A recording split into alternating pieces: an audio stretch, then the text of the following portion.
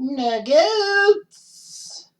Denver Nuggets. Yes, the Denver Nuggets are the next team in this what if. Denver was originally one of the stars of the ABA, the American Basketball Association, which is, of course, the competitor to the NBA. And in 1976, Denver, alongside San Antonio, New Jersey, and Indiana, were named as the four ABA teams that went to the NBA. No questions asked. Well, they had to pay a franchise fee and all that. So anyway, so yeah, Denver was one of the best ABA teams of all time. They had David Thompson and a few other key players. Denver, I think, won a few ABA titles, if memory serves me right. So anyway, Denver started up hard and heavy, especially in the early 80s with their offense. The only issue is that their offense didn't lead to good records. Reason? They didn't play defense. They had one of the worst defenses of all time, but one of the best offenses of all time. Heck, they played a 186 184 game in 1983. That was like, what, four overtimes against the Pistons? All that was amazing. See, like Dan Izzo scoring points, David Thompson scoring points, Alex English scoring points, Kiki Vanderweg. Who else played for Denver in the 1980s? It would have been Mutombo. But anyway, Denver wasn't much in the playoffs. But in 1994, despite them being an 8 seed, they changed the world. In the best of five first round, and remember, the NBA's first round was best of five till 2003. The Denver Nuggets were number 8. They were the youngest team, and they just got above 500, 42 and 40. So now their opponents would be the Seattle Sonics, who were taking advantage of a Michael Jordan-less NBA to pound everyone into submission, even though Houston started up 15 and 1, something like that. Anyway, Seattle usually won the two games at home. So Denver had to go home and win two straight at McNichols Arena. And they did.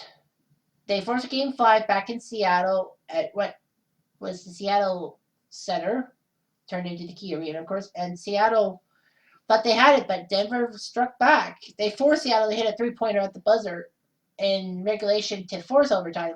But Mutombo, with that big embrace of the ball, it was one of the most amazing moments of all time that Mutombo and Denver would do that far. Denver would go on to lose in the second round, but man, that was amazing. And the first number 8 seed to be the number 1 seed in the playoff series until the Knicks in 1999. But so anyway, the New York Knicks, besides Denver wasn't that good. Denver had a few decent seasons in the 90s, but then they got a nugget, if you will, in Carmelo Anthony, who was one of the best players on the Syracuse team that won the 2003 national championship over who did they take? Michigan State in the final? I can't remember. No, I think it was Kansas. Yeah, it was Kansas in the final. But anyway, Syracuse won that big game, and Melo was a great player. And he was the face of Denver until they traded him to the Knicks for basically Marcus Camby and some nobodies. Melo helped Denver become a decent team, but Denver didn't really have a lot of playoff runs, even to get to the conference finals.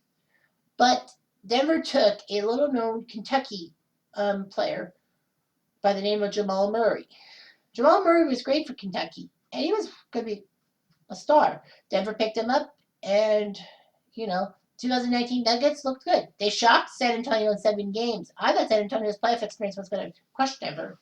And then Denver lost Game 7 to Portland, who then lost to Golden State easily in the Western Conference Finals. So anyway, why am I enamored with the Denver Nuggets of 2019? Well, simple. Do you see number 27? That's right. Number 27 is Jamal Murray. And he, like me, comes from the city of, you guessed it, Kitchener! That's right. He's a Kitchener boy. You don't really see a lot of Kitchener boys in the major sports other than hockey. Baseball, not really. Basketball, other than Jamal Murray, not really a lot. Football, well, we had that one guy who was a Kitchener native who went to an Ivy League school and was so good that the Colts wanted him, and of course he got injured. But man, that's amazing. Jamal Murray is a star. He's a fucking legend in Kitchener.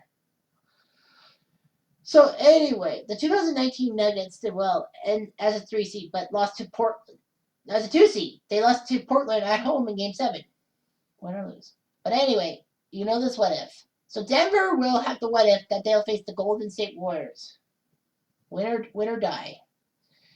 Now, personally, I want Denver to do well in this what if, so that Denver will be automatically given a chance to face my beloved Toronto Raptors, the 2019 Raptors. As usual, when we deal with one conference, we leave the other conference alone. So Denver will have to deal with the number 1 seed Golden State Warriors. So let's do it.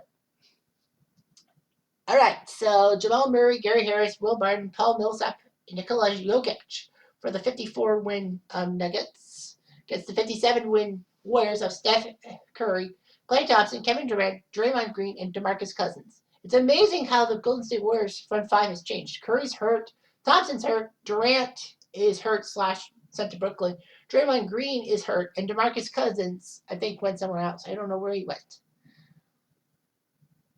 Yeah, I know this is probably going to be... There we go.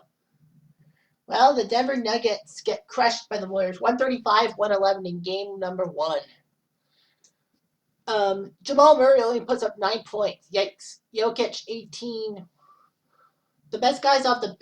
And then the second and third best scorers for them came off the bench. Malik Beasley, 13 points in 20 minutes. Mason Plumlee, 12 points in 22 minutes. They also had Torrey Craig, Trey Lyles. Another Canadian, a Sasky boy, Trey Lyles. Monte Morris, Brandon Goodwin, Nick Young. Boy, he's the rest. Juancho Hernan-Gomez. I guess he's from Puerto Rico because I know he had a brother who was big. Tom Welsh and Jared Vanderbilt. Tom Welsh. Too bad they don't tell me which college. Well, Golden State emptied their bench too. But anyway, Steph Curry with 32 points, 29 from Durant. Klay Thompson only had 7 points in 30 minutes. Yikes. Quinn Cook did better. He had 10 points, but only in 12 minutes. My man, Iggy Pop, Andre Iguodala, 2 points in 15 minutes, but he had a few rebounds. Kevin Looney, Jonas Jerebko, I think he was a former Raptor at one time, right? Quinn Cook, Andrew Bogut, former Australian star and a number 1 pick by the Buckies. Damian Lee, Jordan Bell, Sean Livingston, who came off that nasty knee injury and won a few rings. Marcus Derrickson and Alfonso McKinney. Alfonso McKinney, wasn't he a Raptor? But anyway, Derrickson. Wow. So game 1 goes to Golden State. Game 2 goes to Golden State by 17. Millsap, 17 points. Murray did much better, 14 points. 13 from Barton. 12 from Trey Lyles off the bench in 17 minutes. Golden State had 21 from Klay in 30 minutes. Kevin Looney, 11 points in 14 minutes. Nice job. Iguodala played 15 minutes off the bench and got 5 points. Much better. Durant and Curry and all that. So, yeah, Golden State looks like they're going to swing by these guys. We shall see. Denver goes home, and Denver does much better. They win 122-116. Home sweet home. Despite 28 from Curry and 22 from Durant, no Warrior got to double digits. Kevin Looney got to 9. Iguodala, 4 points in 14 minutes. I like Iguodala. 29 from Jokic. Murray with 18. 15 from Millsap. 12 from Malik Beasley in 18 minutes off the bench. Not bad. So we go to game 4. Game 4 sees the Warriors come back to win 129-121. Pair of 30-point games. Steph Curry and Klay Thompson were 36 each. 15 from Durant, 10 from Jerebko. Iguodala only played 7 minutes. Pathetic. Anyway, 29 from Jokic. Murray only plays 32 minutes, but gets 14 points. 12 points from Malik Beasley, 10 from Trey Lyles off the bench, but it didn't work. So at 3-1, looks like Denver needs a miracle. And the miracle doesn't happen. Denver crashes out in 5 games. Not good. So anyway, 108, 198. 17 from Jamal, 19 from Millsap. All the scores got to double digits, but in the end, it wasn't meant to be. 34 from Curry, 21 from Thompson, 17 for Durant. Iguodala played 13 minutes and got 2 points. It's amazing to think what the Warriors would be like if they had a healthy Kevin Durant. That's what it is. And that's what I think it is. So anyway, the Denver Nuggets, no Nuggets of mine, Too bad. I would have loved to see Jamal Murray and Trey Lyles take on their homeland for the NBA title, but it just isn't meant to be.